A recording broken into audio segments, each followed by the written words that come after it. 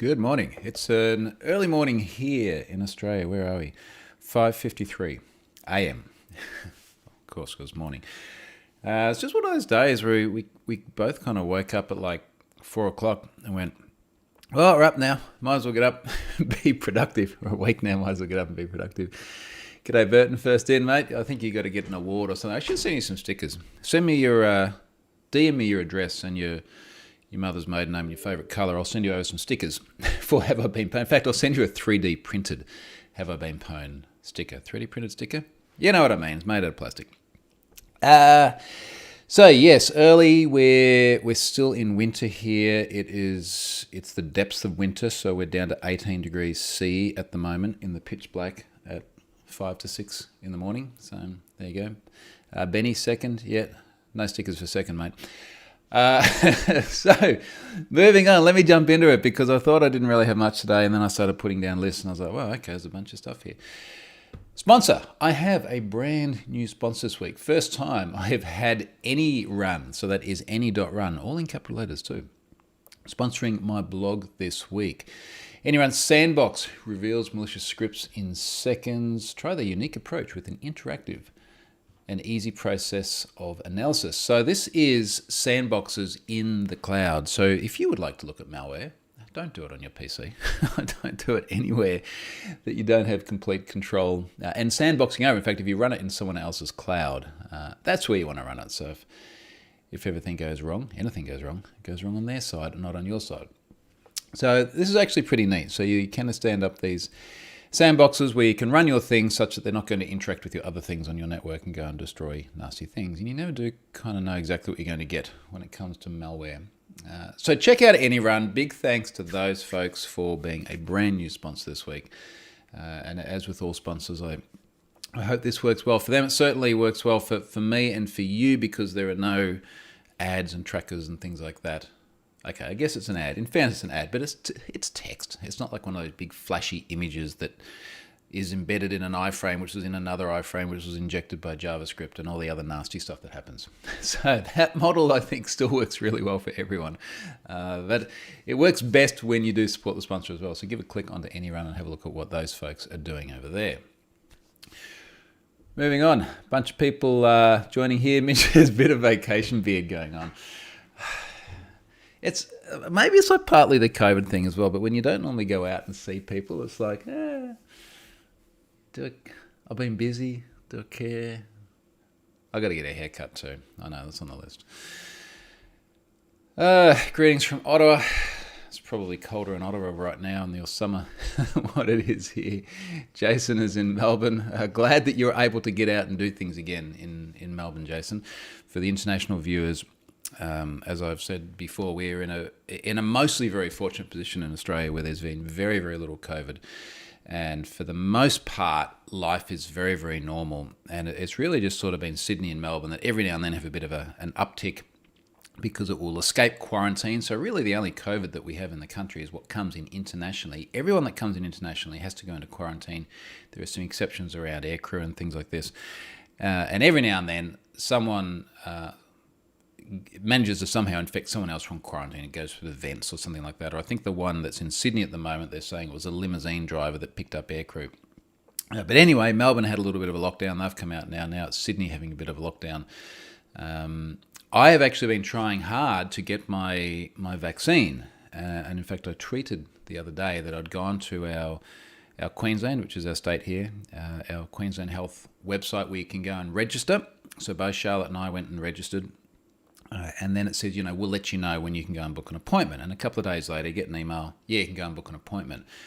And it says, put your address in, okay. And then what sort of radius would you like to look around your address? And then here's all the places near you. Click on here to make an appointment. And every single one of them then says no appointments. And then you can set a date range. You can set it up to 90 days. So it's like, all right, all the way through to September, no appointments. So the UX is kind of crap, if I'm honest. So now I've literally got to try and chase down a probably just a GP clinic or something where you can go. I don't even know. My mum's helping me do the legwork because I recently got theirs, which is good. But I do want to get it because I will be doing some travel to the snow around the end of August. Yes, we have snow in Australia. And during that snow travel, I'm also going to be spending some time in Sydney. I will actually be doing at least one event in Sydney, which will be amazing. And also in Canberra as well, just because that's on the way to the snow. So I'll see some government folks in Canberra and maybe do an event or something there. So particularly given that we are having these little upticks and things of COVID, I would feel better having the vaccine there. Now, of course, as soon as I tweeted this, I get an email from someone, DM from someone saying, just like do your research, because I had a mate whose dog's cousin's best friend had an adverse reaction. Maybe you should... Jesus Christ, please. We're getting the vaccine. We just got to find someone to get it. All right, so moving on. Other things. Now, holidaying in Queensland. That was what was on my list. So we did have a little bit of a holiday. Now, for the overseas viewers, remember Australia is basically the same size, a tiny bit smaller than continental USA, not including the free states. So it's a massive, massive place. And in fact, the state that we live in here, Queensland, so sometimes people are like, oh, Texas is really big. I was like, this is twice the size. It's twice the size of Texas. There's only 5 million people here, and this is our second largest state as well. So there's lots and lots of places you can go. So we went to a spot that was about 2.5 hours drive west up into the mountains to Australia's highest non-alpine lodge, which feels like a very caveated title. Anyway, went ahead a couple of nights away there, and it's basically just like this lodge on the top of a mountain that you have to spend half an hour driving up a dirt track to get to. And it was just sort of in the middle of nowhere. It's really, really nice to sort of go there and kind of tune out for a bit. And when I say kind of, there's not a whole lot to do there, but it's like mountainous kind of fireplaces and that kind of thing. So I did spend some time doing some writing on the book. So it was a nice place to do that, and I didn't feel like I was taking work away. It was like, hey, this is a good time to engage my mind in something that I'd like to complete. So there was some progress there. Spent some time doing that. There's some photos and things on my Twitter timeline. Spent some time sitting in the hot tub with like the cows and stuff around you, which was kind of cool. Jumping into a very, very cool pool because it was getting down very close to freezing temp each night. The only time I think I've jumped into colder water was in a Norwegian fjord in January, and that was cold. I was like out of a sauna into the fjord, back into the sauna. So nice to get a little bit of a break just there. Now, something else that's just come up, and this is going to lead into a blog post, and I'm just curious as to how people feel about this. Spam. I think I know how people feel about spam. I got one of these emails, this was overnight for me, from ELVTR, which I guess is Elevator, but they just couldn't get the domain name, so they fit the company name to the letters that they could get without most of the vowels. Hi Troy, my name is... I won't say the name. And I'm the PR manager at Elevator. Oh, by the way, when you spell Elevator, you must put square braces around Elevator. I'm writing to let you know that Elevator, in bold, has opened enrollment for cybersecurity live online courses taught by John Haley, the senior security engineer at Netflix and information technology advisor to the US State Department. Sounds fancy. And then this line's all in bold. We hope that the opportunity to plunge into the cybersecurity topic with a world-class professional will be exciting for your audience. This can increase engagement with your content. We create courses with industry leaders from the most influential businesses in a variety of fields. It helps us train rising professionals for specific roles. That's why we're looking for these professionals among your readers who are definitely interested in constant career development. So I just went back. I said, how did I get on the spam list? I always like posing that question because it's loaded, right? It implies it's a spam list. And often I get very defensive answers. Now, to be clear as well, it's not that I just like fucking with people. It's like that's definitely part of it, don't get me wrong. But part of it too is I am writing a blog post that's been in progress for a long time about spam and effectively about what meets the definition of it. Because I'm always curious, right? It's like, what was it that drove you to send this to me? Because, I'm trying to say it without sounding self-ingratiating, but I don't think it would take you very long to figure out that maybe I wasn't the right target demographic for this. So anyway, I go back. How to get on the spam list. She says, I didn't mean to spam you with this email. This was accidental spam. Thought this would be interesting for your blog. Have I been pwned? Sorry for the inconvenience. And I'm like, oh, this is getting really interesting. I wonder where this will go from here. Now, I have screen capped and tweeted part of this, but there's more of it, which is here in the thread. Hence me relaying it. I said, HRBP isn't a blog.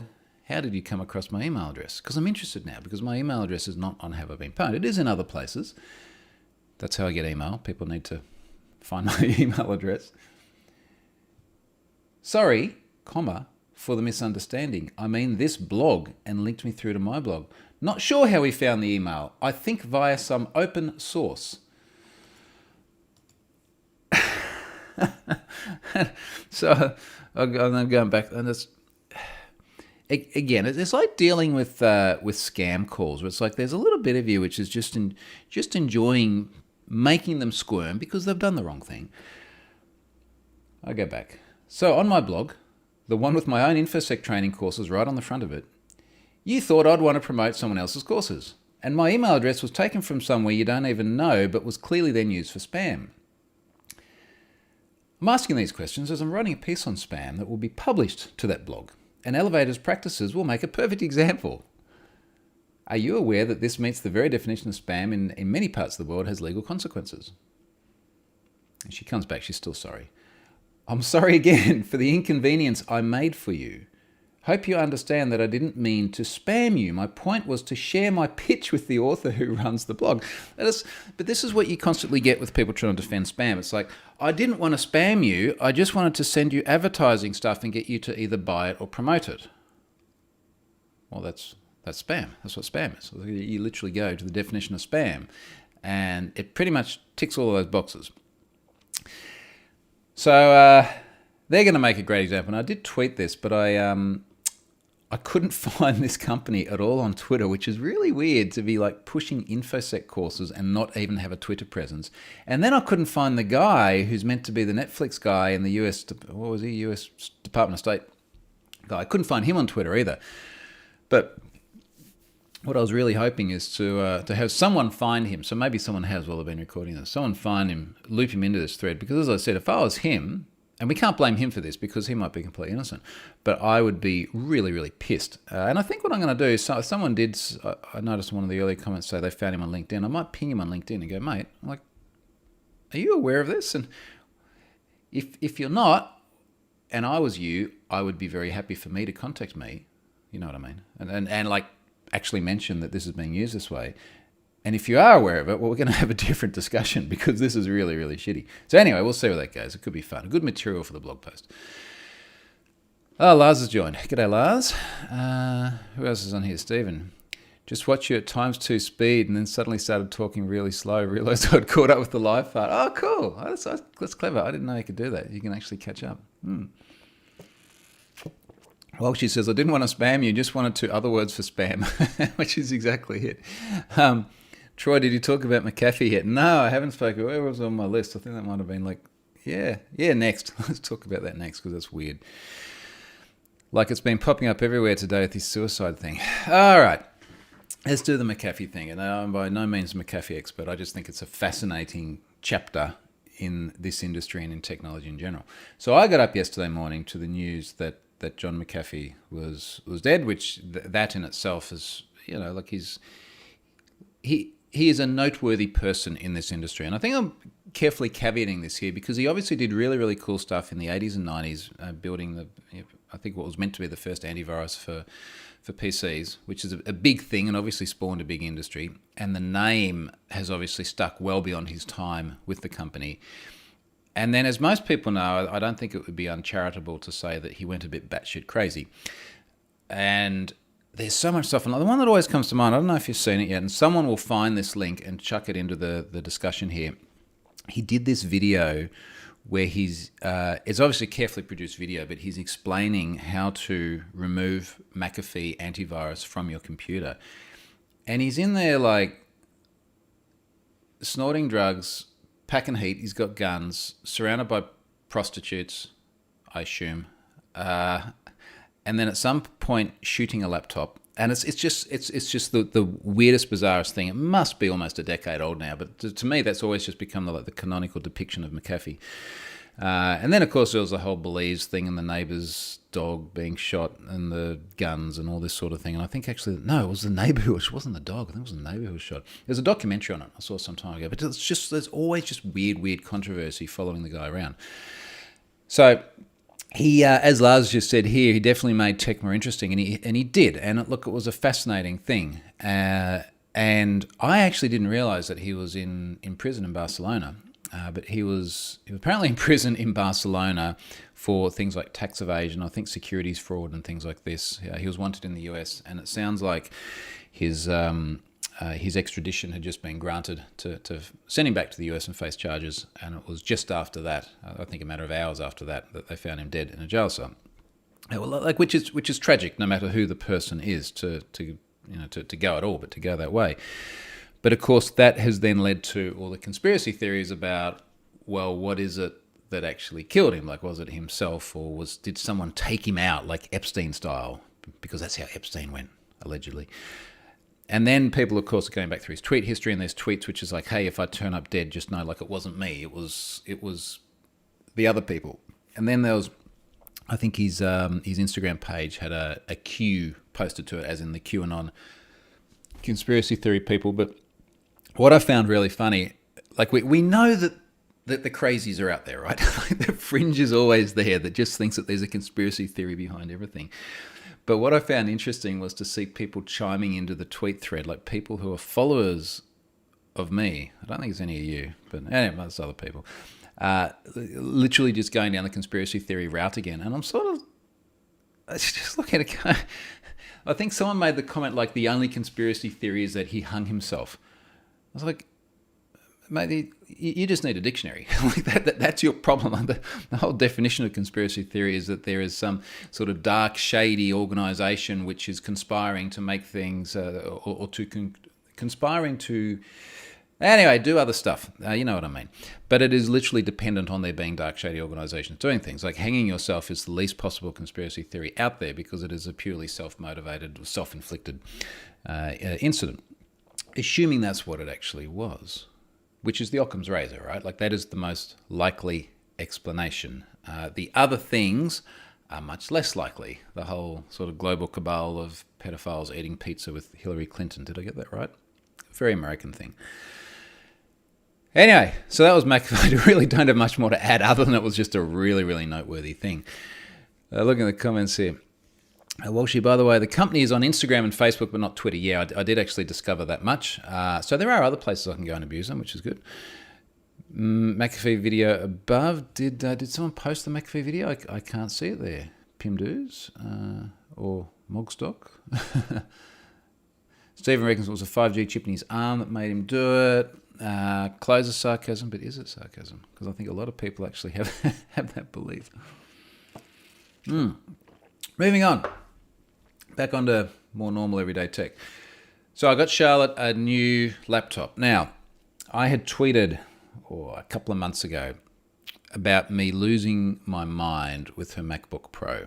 Now that got some reaction. And I want to qualify what I mean by losing my mind because there's several things. First of all, we got her two of these really nice LG 4K screens. And they run over Thunderbolt. We got them from the Apple Store, meant to play very nice with Macs. She just had constant problems driving them both off her old MacBook Pro. Now, I can't remember the exact spec of it. It was about a 3-year-old machine, so not too old. But the screens would be fine, and then one of them would black out. Now, you're meant to be able to daisy chain them, so you plug one into the other and then one into the laptop, and you just go Thunderbolt into the USB-C slot, and you're fine. But you continually get this blacking out. Which was driving her absolutely nuts, and it was driving me nuts to see it as well. So clearly, the conclusion there was that the GPU in the MacBook just wasn't powerful enough to drive the screens. And then you start looking at Macs with good GPUs, and holy shit, they get expensive very, very quickly. But the other thing that was problematic is that she's in our industry. She organises tech conferences.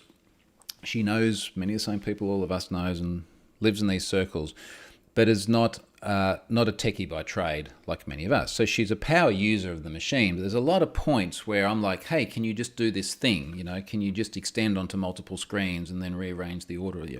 Basic stuff that we would do every day, either with PCs or Macs. And that would go beyond her normal usage of the machine. And I'd be like, well, you don't know how to do this thing on the Mac, and I don't know how to do this thing on the Mac, and we just constantly end up unable to do these things. And it was annoying me. If I'm honest. It's just constantly like, how is it so hard to do this thing on a Mac? Now, it's not to say can't do the thing on the Mac, it's just that neither of us knew how to do it.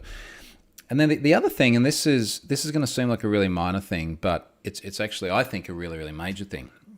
We will often end up using each other's machines for one reason or another. So it might be me saying, let me show you this web page and go through and fill out a form or something like that. And there's two big things that were making that really hard. One is that Macs just simply work differently. So I'd be like, hey, why don't I copy and paste this field? What, I can't Control C? Why can't I Control C? Is it Command C? What's the shortcut for this? And I know some of you there like slapping your foreheads going, this is easy because you live in the Mac world, and that's fine, but it's different for me. The other thing is, and this is true whether it's Macs or PCs or whatever else, is that I find every time I go from completely different keyboard and mouse layouts, my productivity absolutely goes through the floor. So particularly when I've got used to an ergonomic keyboard that looks like this and an ergonomic mouse that looks like that, and they feel very, very different to non-ergonomic keyboards and mice, it's very, very hard to go to another machine. And then I've got the Lenovo P1 machine just here. It's a ThinkPad. And obviously that is a different keyboard to this, but basically I go between this keyboard here and this keyboard here.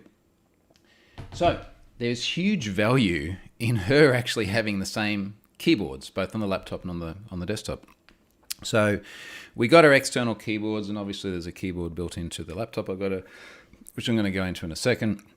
But basically just having things the same so that you can interchange makes a massive, massive difference, and I'm a really big proponent of that. So I started looking around, ended up deciding to get her a Lenovo ThinkPad, and actually on Lars's recommendation. So Lars came and visited us a while ago. Lars is on here pimping his X1 now, or the X1s. So Lars came and visited us. I was like, mate, can I just borrow your machine for a moment? I just want to make sure this works. We grabbed his machine. We chucked the two Thunderbolt cables into the two USB-C slots on his laptop. Both the monitors lit up beautifully in 4K on both the screens, as well as the 4K on his screen as well. Like dragging multiple videos onto each screen, trying to play, basically just maxing out the GPU, and everything worked beautifully. So we're like, yep, screw this, buy it. So we bought her an X1 Extreme. What were the specs? I always forget specs. It's in my receipts here. So we did actually go and buy it. As I said in a tweet recently, I'm part of the, there it is, part of the Lenovo Insiders group, which has sent me a lot of free gear in the past. This is not one of those. This we went out and literally paid retail money for. So it's Intel Core i9, obviously running Win 10. It's a 15.6 display, 15.6 inch display. It's a 4K display. It is also a touchscreen display. So it was one of the really nice things going from the Mac, going to a PC with a touchscreen. It does make a lot of difference, I find, particularly when you're both sitting there, and I know you get fingerprints and everything, that's a different issue. But being able to reach over and do that. It's got a 0.5 terabyte primary SSD and then another 0.5 terabyte secondary SSD, 32 gigs of RAM, which is going to be absolutely heaps for her.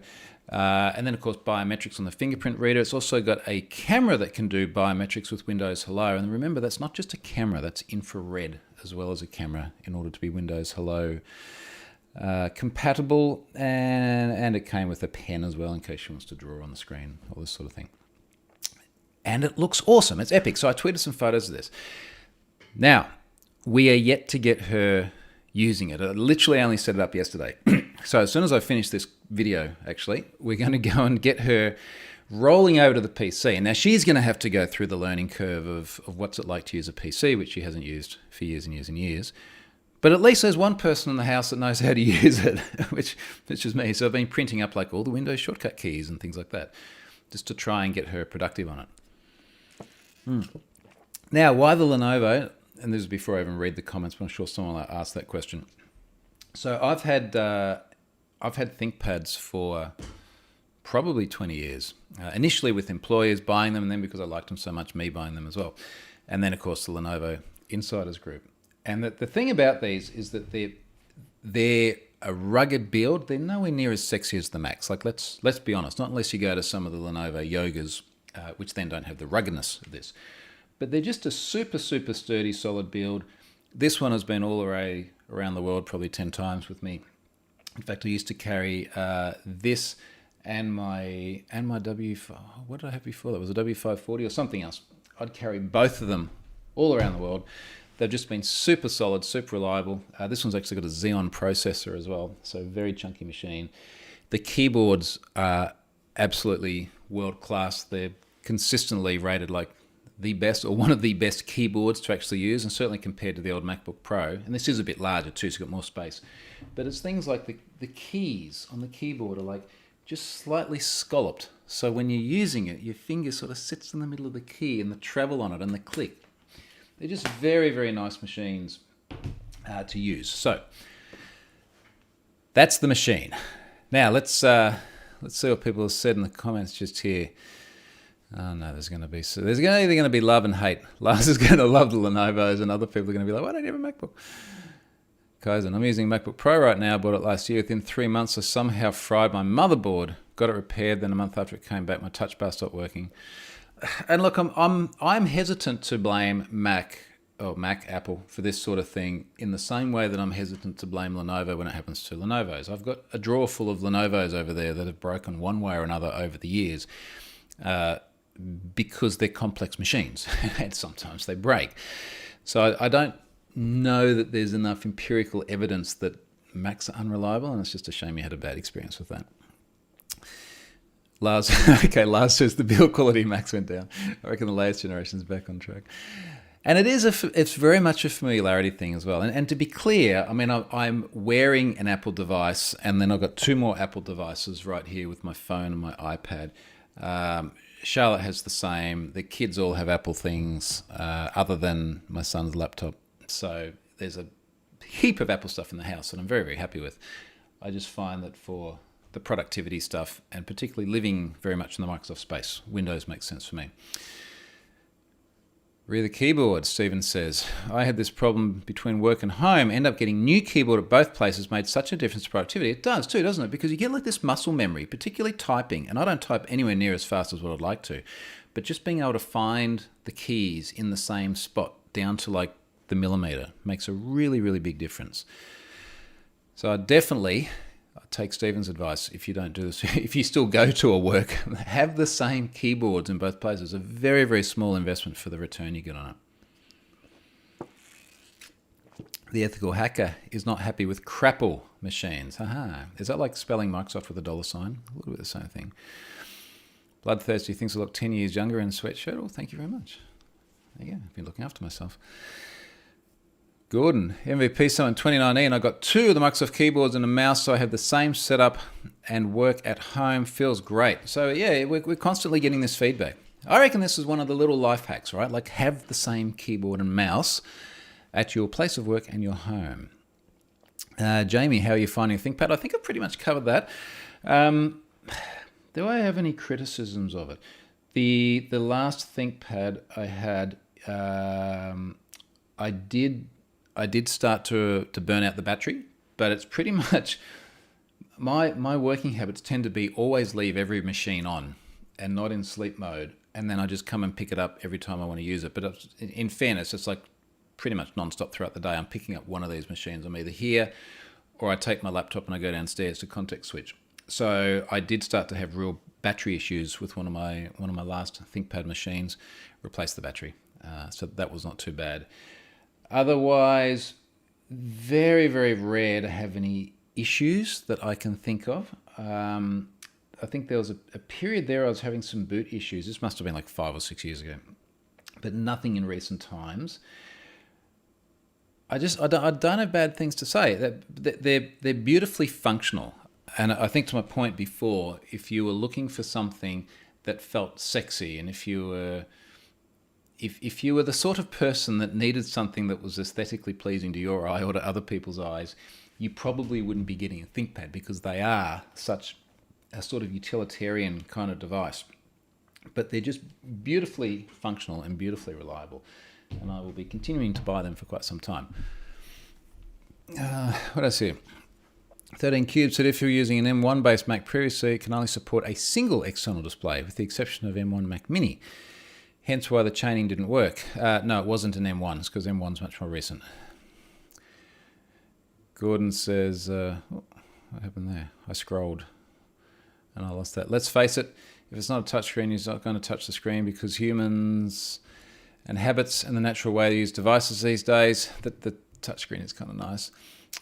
Burton, why didn't you purchase the Surface products? Because I find the ThinkPad's much better built. I have had Surface products before. I had one of the first gen Surfaces actually. Not only that, but I have had other, I think I've had other Surface machines. I've definitely used other Surface machines. I just find the ThinkPad's built much nicer. And also, Burton, regardless of how good the Surfaces are, the fact that her keyboard is now the same as my keyboard, also her power plug is the same as my power plug. So I can go and sit at her desk and go, hey, look, I'm running out of power. Can I plug in here or vice versa? It just makes a big difference. Just takes out those little bits of friction. And I almost feel like I just keep looking at what are all the little tweaks to optimize your life. How can I get a little bit more out of my time or be a little bit more productive or remove a little bit of the friction? So things like being able to change power plugs between each other is good. Power Toys, Rambling Geek says, there's on-screen shortcut keys. Power Toys is awesome. I use Power Toys for the, what do they call it? It's like the sticky screens where you can, I've got to open up now because it's driving me nuts. Power Toys.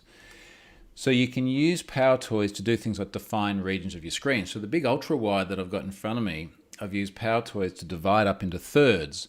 So you know how you can normally snap a window to like half screen or full screen? Once you use Power Toys and actually create these regions, you can create all these different sections of your one screen using Power Toys. Now, where's it going to open? Because I've got so many screens in front of me. It doesn't want to open. But if I grab the control key like this, control key, shift key, it's not working. I don't think my Power Toys has started. Anyway, Power Toys is good. And I know it does a bunch of other stuff that I'm not actually using at the moment as well, including keyboard shortcuts. Lars is just about to agree with Rambling Geek. Jamie says, ThinkPads are great. This new job is my first with using a Surface laptop. I hate the lack of ports. Yeah, so I mean, just on ports, and Charlotte's set up the same. So I've got two USB-C Thunderbolt ports. I've got an HDMI port. I've got a little proprietary port that I can plug an Ethernet adapter into, or an Ethernet plug, which I actually use more commonly than you'd think, particularly when I've been mucking around with a lot of home automation. Standard headphone jack, two typical USB slots, classic slots. What are they? USB-B slots, and I've also got an SD card reader, which is pretty well spec'd for what is really a very, put that side onto the camera, a very thin sort of machine. So yes, they're good with the ports, these ThinkPads as well. 13Q's is best keyboard on a laptop in my home, but I think the Surface laptop keyboard is a close second. Okay, fair enough. Gordon reckons the Surface feels overpriced for the hardware that you get. They are nice devices, but for your dollar, you can get better hardware from other vendors. What else we got in here? Burton says, how's the laptop keyboard with RSI? So I do get RSI sometimes. And I had a bout of it probably about a month ago where it was just really, really painful in the hand, which I think often gets inflamed after some tennis sessions. I assume impact or something like that.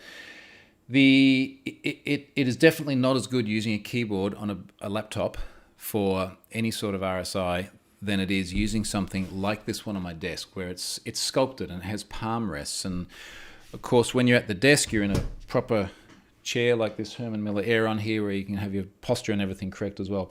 So I would absolutely feel it more typing on that. And having said that, when we were just away and I was doing a bunch of writing, I probably spent a couple of hours typing away on it, no problems at all.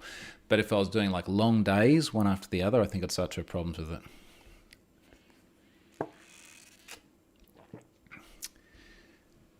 What else we got here? Mogtalk says, have you looked at Windows 11? Will this be a more secure OS and successful for Microsoft? No, yes. So no, I haven't looked at it yet. Look, I'm going to wait until it's ready for me to adopt it, just simply because I don't have enough time to play around with that on top of everything else. And I don't have a machine that I want to sacrifice to a preview build or anything like that. I'm sure it'll be more secure. I'm sure it'll be successful. It'll be the successor to Windows 10, which has become very successful. And honestly, I don't know any more about it than what you probably, and you probably know more than me about it if you've read anything, because all I've seen is headlines at the moment. But it is obviously a step forward. Francis Reed Jr. likes the Logitech MX keys. A bit pricey, but really liked what I got one for work as well. Matthias uses Apple keyboards all over the place on Windows and Linux.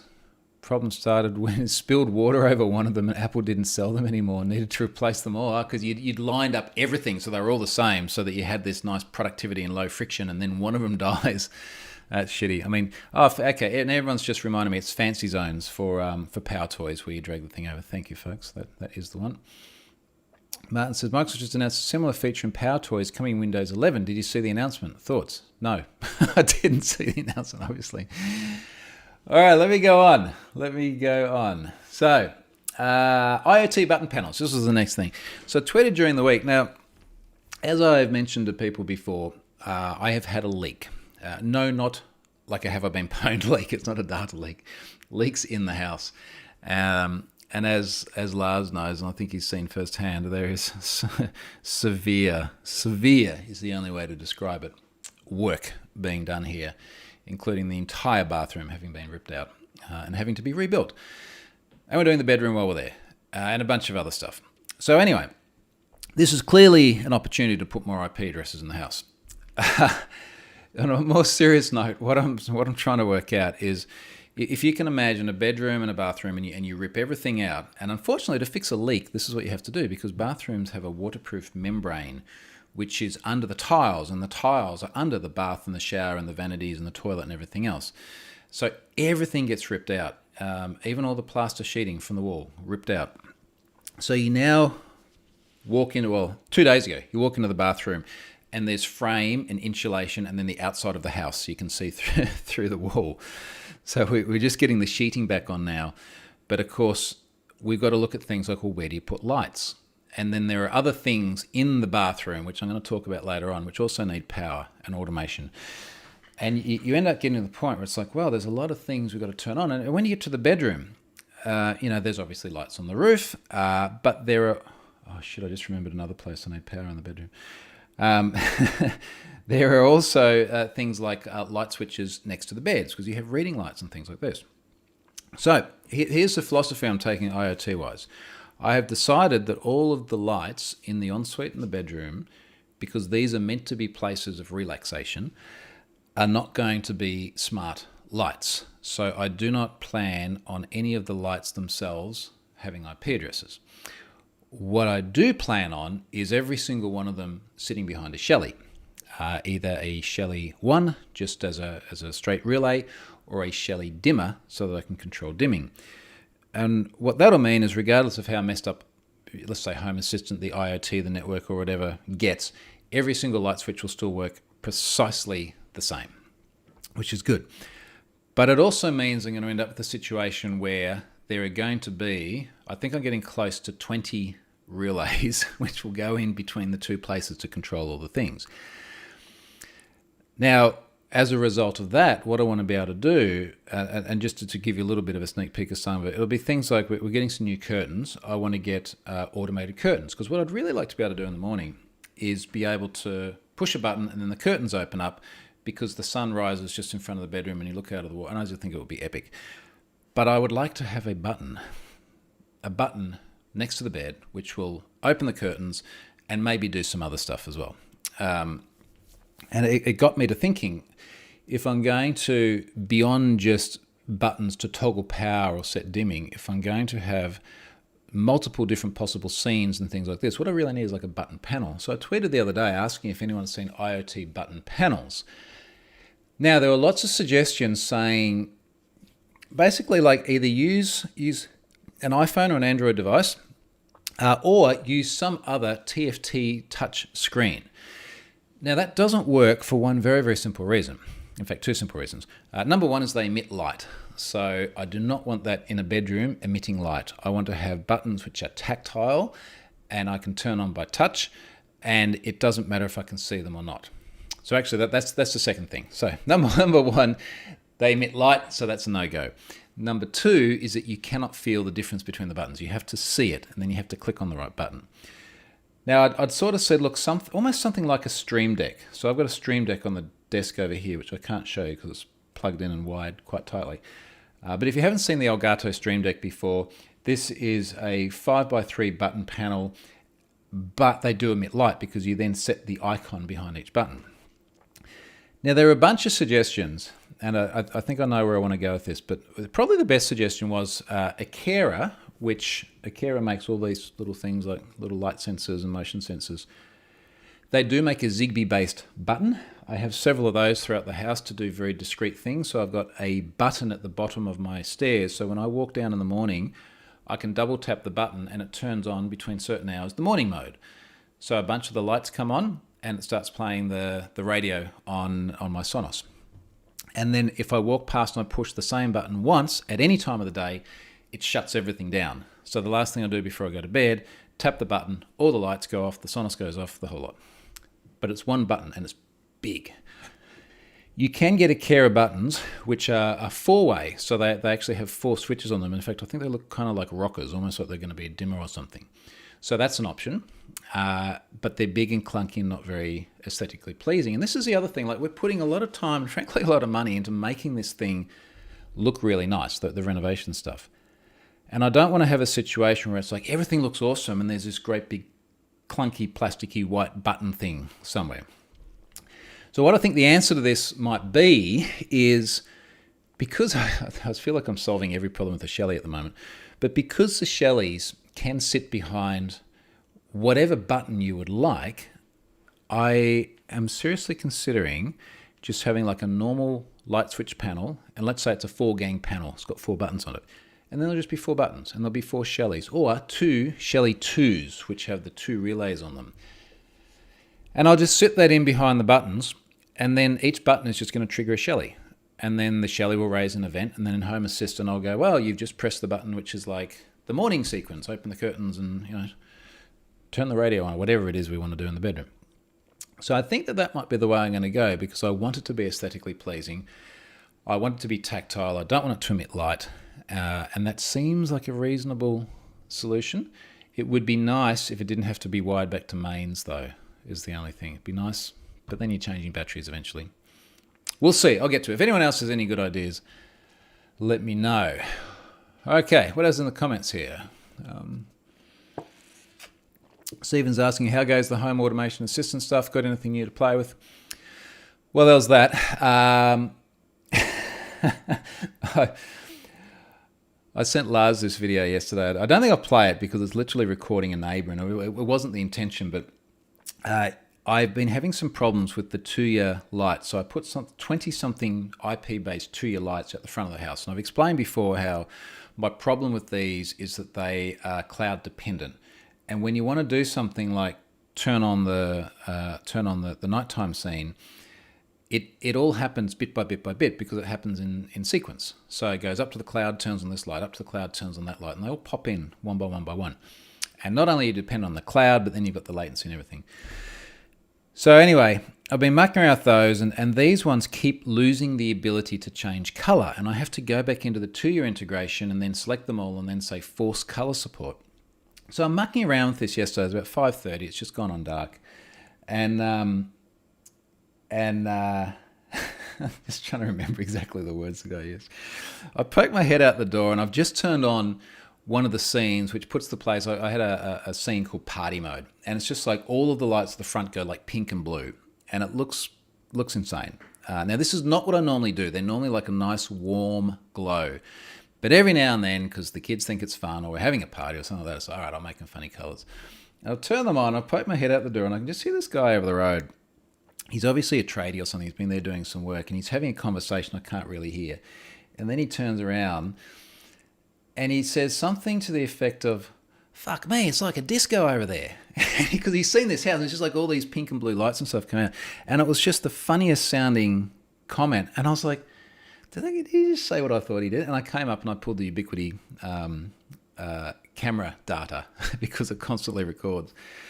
And look, I won't post it publicly because it was someone else not knowing they were being recorded, but cameras constantly record. But it was just funny. Anyway, that was a tangential response to Stephen's question there. What else we got here on the IoT side of things? Shellys for WAF. Do you have any issues with wireless stability with the Shellys? Some of mine are dropping off the network regularly, sometimes multiple times per hour. There's a good question around network stability.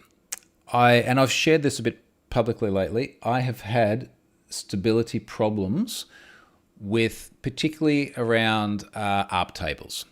Now, it'd be interesting, Pim Doos, who asked this question, have a look at and I'm not sure what network equipment you're running, but here with my Ubiquity network, what I'm finding is that wireless devices are having trouble seeing wireless devices.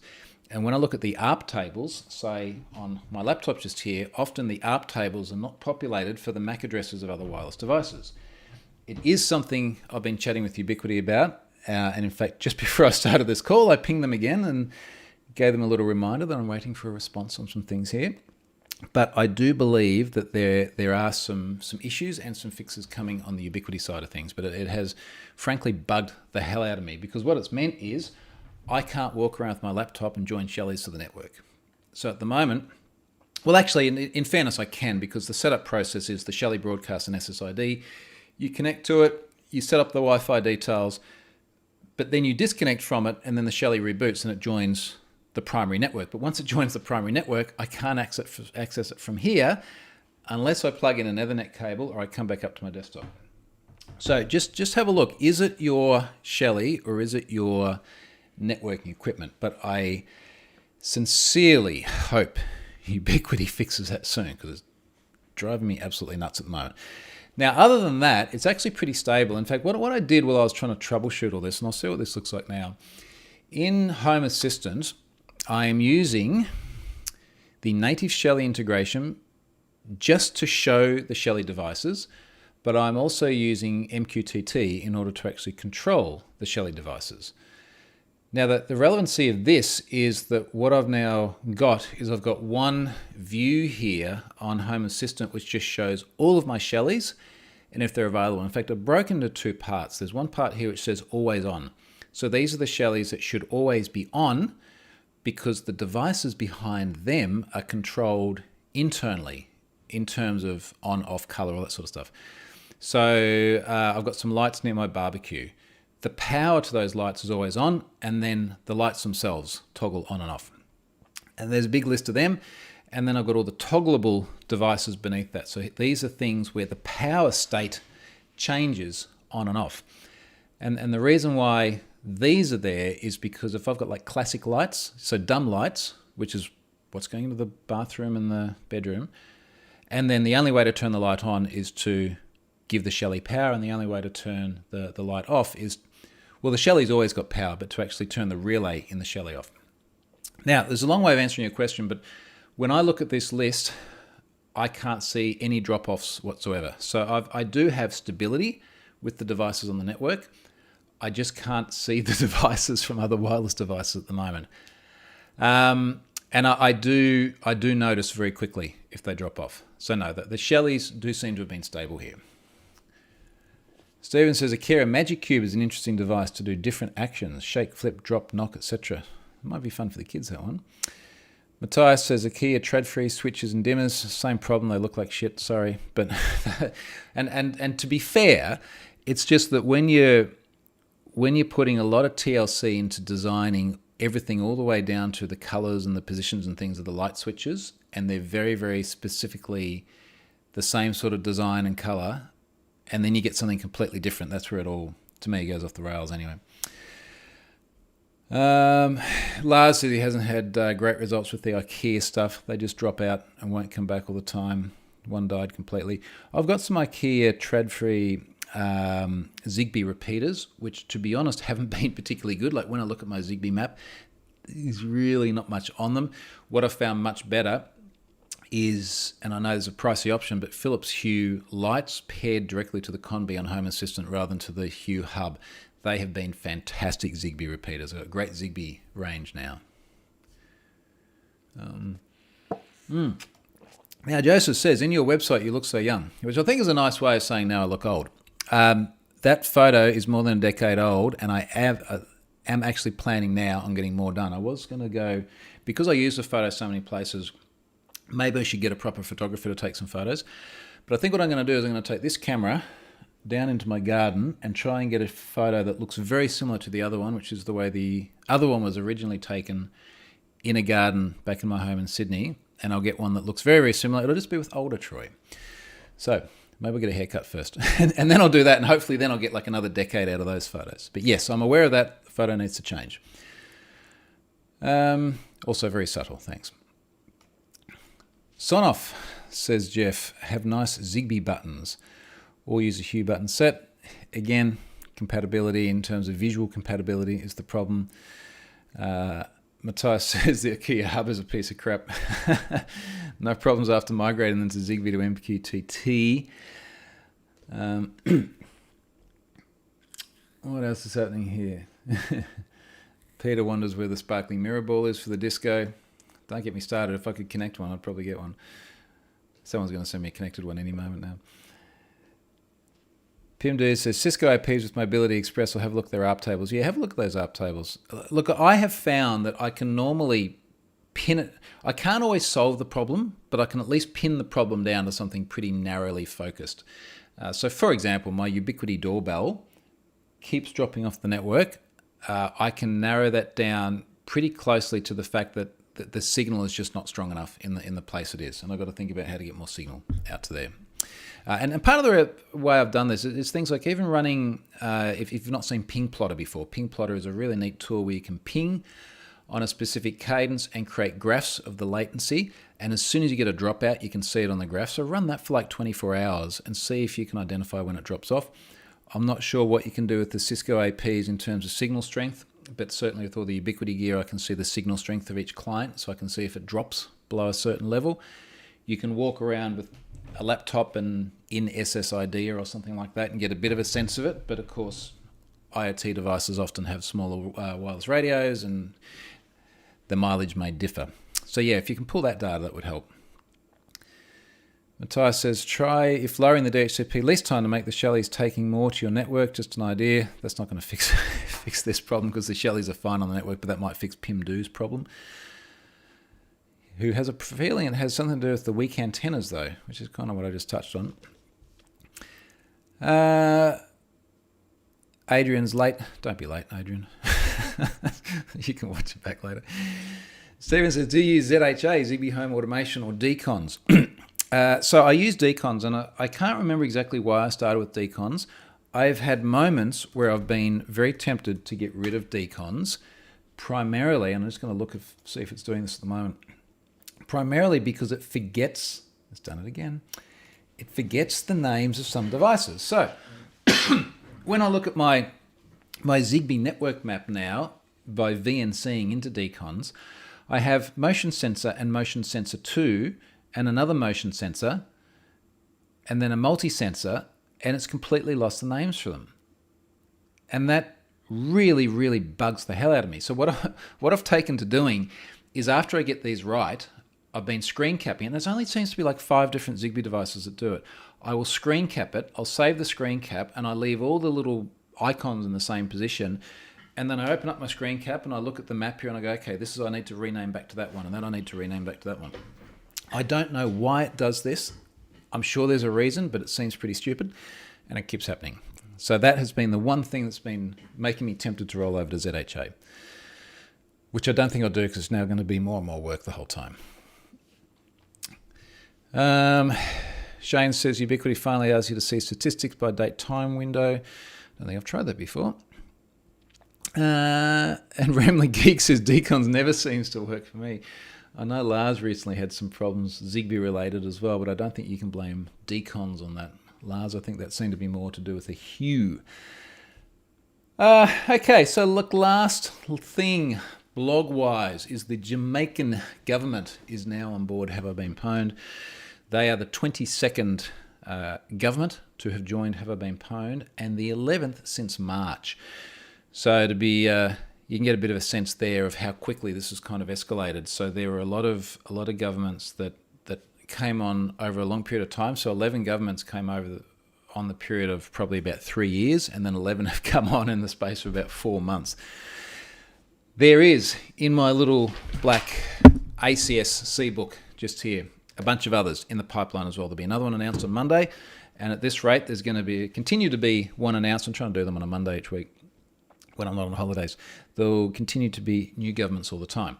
And again, these governments get free access to domain-level API-based searches. And it does have an allow list of what they can query. So if in the case of Jamaica, I can't remember their TLD, I think it was JM or something like that. It's like .gov.jm, star.gov.jm. And then some governments have individual domains not on the same TLD, and then they get added to the allow list as just as individuals. So I'm going to keep onboarding them because it helps them do good things. And they're governments. It's very hard to either get money from them, so that's out, or to get paperwork from them. It's very, very easy to say, hey, here's something which I think will be useful, make the world a better place and have it for free. And really, it doesn't have much overhead on me, certainly not the way these governments have been using it. So there'll be more of those coming. All right, last comments on here. I think more people with probably decons problems. Really, if anyone knows a decons developer out there, maybe they can get in touch and let me know, like, what is it that makes decons continue to lose some of these names? Because it is very annoying for something that, other than that, actually works really, really well. So I've got about 10 minutes before tradespeople start arriving and tearing well, actually, they're not tearing the place apart anymore. They're putting the place back together, which is good news. It's going to be weeks of putting the place back together. And I'm going to go and get Charlotte set up and working on that nice new Lenovo X1 Extreme as well. So next week, if you've got questions about what is it like to move from a Mac and how is she adjusting, ask me next week. That's all for now. Thanks for watching, and I'll see you in a week at the other end of the day. Cheers, folks.